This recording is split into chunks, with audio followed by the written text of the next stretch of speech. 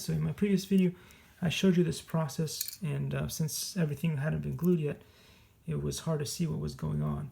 But now that these parts here, this one and this one, are perfectly glued together, what you see is this piece here will go just on top like this and hold into place.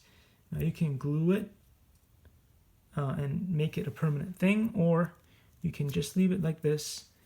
And then it was hard to see at the angle last time, but if you don't want to glue it, you can keep it like this so that whenever you want, take nice videos, or keep it as a model piece, you can just have it like that, and it does really look beautiful.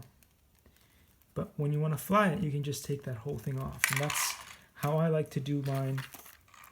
Everybody has their own opinion on how they should do their own thing, but this is how I like to do it. I like to keep it so that I can remove those so they don't make my plane heavy when I want to fly. Also because I'm planning to put a camera on here.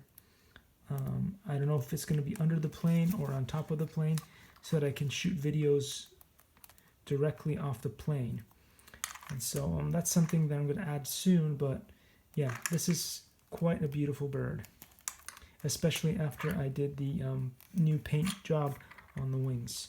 Anyway, thanks for watching, and I will see you soon.